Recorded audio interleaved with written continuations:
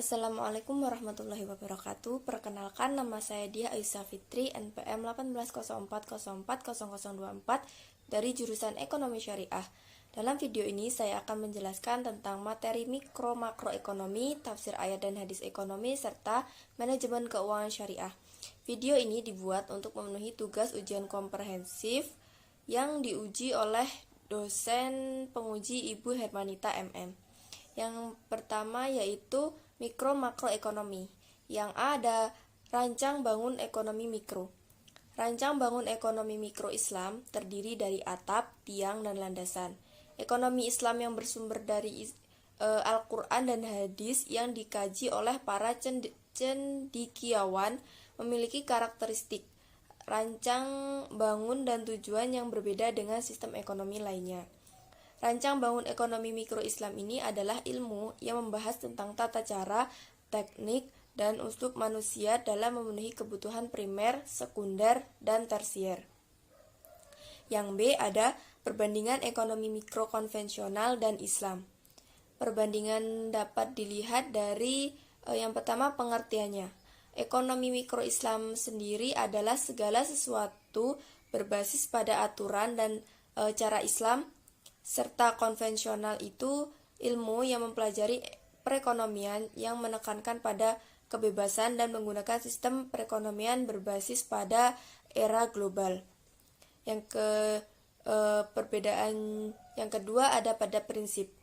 Ekonomi mikro Islam itu berprinsip pada goal-oriented disiplin, yakni lebih luas. Di sana tidak hanya mempelajari cara mengalokasikan sumber daya, tetapi juga mempelajari tujuan di dunia dan di akhirat. Sedangkan ekonomi konvensional itu memakai prinsip scarcity, yakni konsep yang menekankan pada membebaskan seseorang untuk mengalokasikan sumber daya yang terbatas untuk mencapai tujuan mereka. Perbedaan yang ketiga ada pada mekanisme pasar. Ekonomi konvensional itu menggunakan mekanisme bebas keluar masuk pasar tanpa intervensi. Sedangkan ekonomi mikro Islam itu mempertimbangkan dulu proses produksi dan distribusi barang jasa serta mengefisiensikan pasar. Dan perbedaan yang keempat yaitu pada distribusi kekayaan. Ekonomi konvensional ini mendapatkan keuntungan sebesar-besarnya atau lebih condong ke kapitalis. Sedangkan mikro Islam itu lebih ke mekanisme zakat, sedekah, infak, atau wakaf. Yang C ada perbedaan mikroekonomi dan makroekonomi. Ekonomi mikro sendiri adalah aspek perekonomian dalam lingkup ekonomi yang lebih kecil seperti perusahaan, perilaku konsumen, permintaan, dan penawaran, produksi, harga, dan lainnya. Sedangkan makroekonomi itu adalah aspek ekonomi secara lebih menyeluruh atau agregat, seperti halnya jumlah uang yang beredar, pendapatan nasional, inflasi, dan pertumbuhan ekonomi. Yang D ada perkembangan teori makroekonomi, di mana kemunculan ilmu ekonomi makro itu dipicu oleh sebuah peristiwa ekonomi yang disebut Great Depression atau depresi besar. Yang E ada masalah utama dalam perekonomian. Masalah utama dalam perekonomian ini ada 6.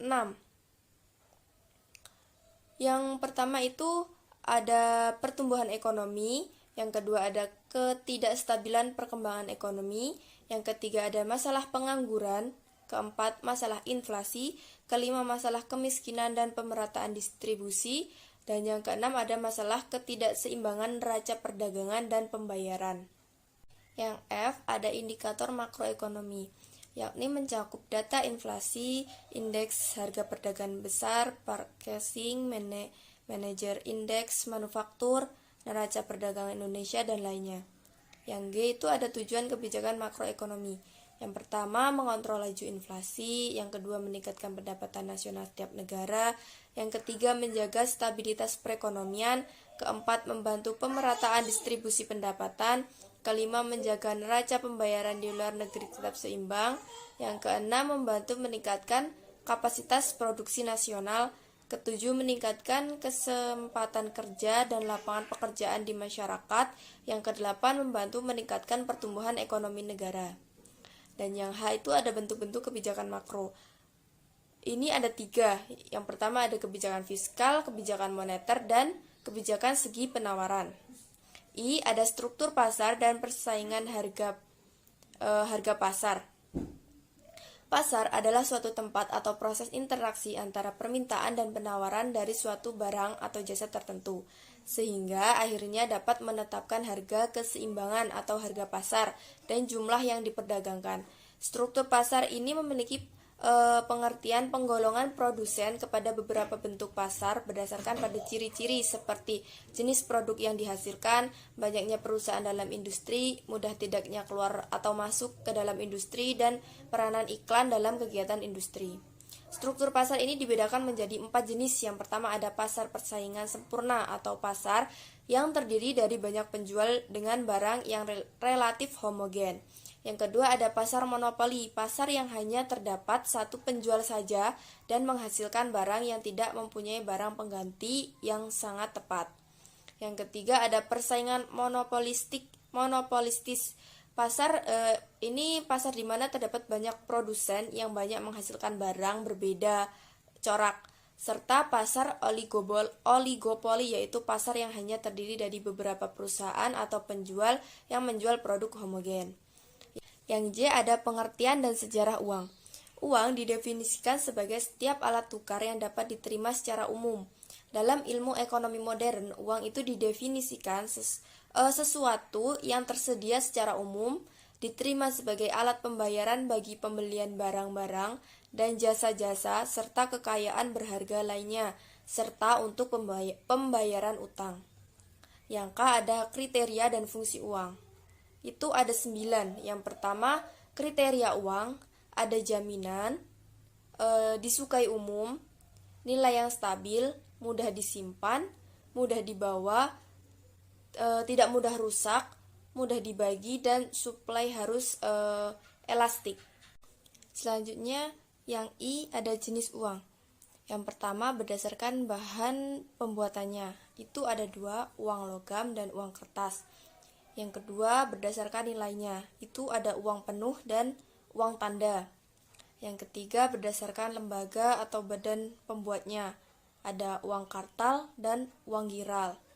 Yang keempat, ada berdasarkan kawasan, itu ada uang domestik dan uang internasional.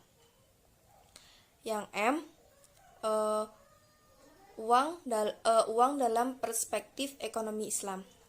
Uang adalah segala sesuatu yang diterima secara umum dan diterbitkan oleh lembaga keuangan yang berwenang sebagai media pertukaran dan pengukur serta penyimpan nilai. N. Teori permintaan uang dalam ekonomi konvensional. Dalam ekonomi konvensional, uang itu tidak hanya berfungsi sebagai alat tukar yang sah, melainkan juga sebagai komoditas. O. Ada kebijakan ekonomi konvensional dalam mengatasi inflasi. Itu ada 3, kebijakan moneter, kebijakan fiskal, dan kebijakan non-moneter dan non-fiskal. P. Ada inflasi dalam perspektif ekonomi Islam, yakni inflasi itu dibagi menjadi 2 berdasarkan sebabnya, yaitu natural inflation dan human error inflation.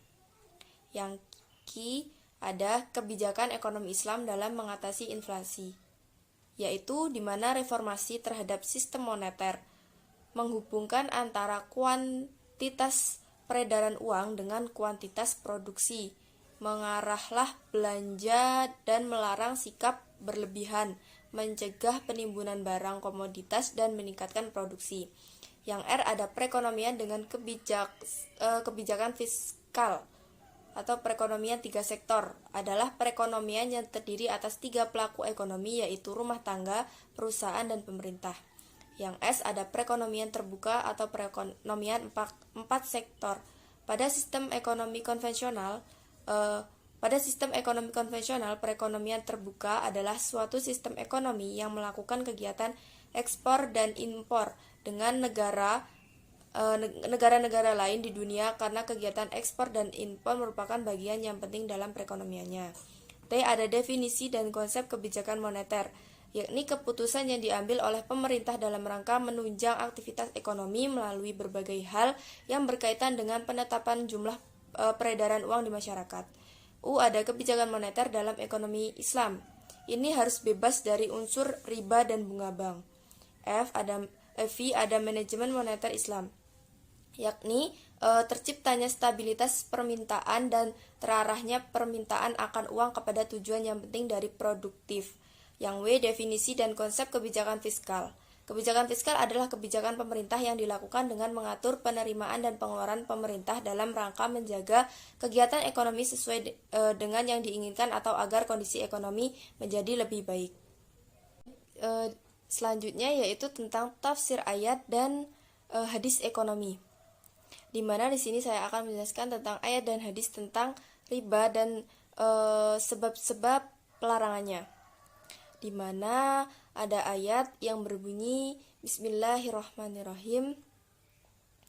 Wa ma ataitum minar riba la yarbu fi amwalin nasi fala yarbu 'indallahi wa ma ataitum min zakatin turiduna wajhallahi faulaika humul mudha'ifun. Artinya, dan sesuatu riba atau tambahan yang kamu berikan agar harta manusia bertambah, maka tidak bertambahlah dalam pandangan Allah.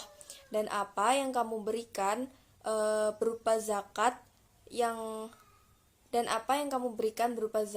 kamu maksudkan untuk memperoleh keridhaan Allah, maka itulah orang-orang yang melipat gandakan atau pahalanya. Quran Surat Ar-Rum ayat 39. Sedangkan ada hadis juga, yaitu Bismillahirrahmanirrahim, an Abni Mas'ud qala la'ana Rasulullah sallallahu alaihi wasallam akala riba wa ma'kilahu wa syahidaihi wa katibah. Ibnu Mas'ud menyatakan Rasulullah sallallahu alaihi wasallam melaknat orang yang memakan riba, orang yang dipungut riba darinya, juru tulisnya, dan orang yang menjadi saksi. Hadis riwayat At-Tirmidzi. Sebab-sebab pelarangan riba yang pertama itu karena Allah dan Rasul-Nya melarang dan mengharamkannya.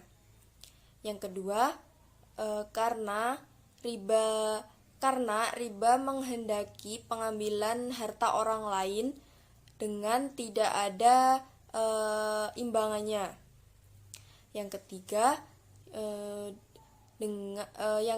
dengan melakukan riba seseorang akan menjadi malas berusaha yang sah menurut syara. Dan yang keempat, riba itu menyebabkan putusnya perbuatan baik terhadap sesama manusia dengan cara utang piutang atau menghilangkan faedah utang piutang, sehingga riba itu cenderung memeras orang miskin daripada menolong orang miskin. Yang selanjutnya yaitu tentang manajemen keuangan syariah. Yang A ada konsep nilai uang, itu ada time value of money dan economic value of time. Yang pertama, time value of money, artinya nilai waktu dari uang adalah konsep finansial yang menyatakan bahwa nilai uang sekarang itu lebih berharga daripada besar uang yang sama di waktu mendatang karena potensi pendapatan uang tersebut. Yang kedua, economy value of time adalah sebuah konsep di mana waktulah yang memiliki nilai ekonomi, bukan uang yang memiliki nilai waktu. Economic value of time ini memiliki arti memaksimumkan nilai ekonomis suatu dana pada periodik waktu. Yang B ada return, resiko, dan portofolio investasi.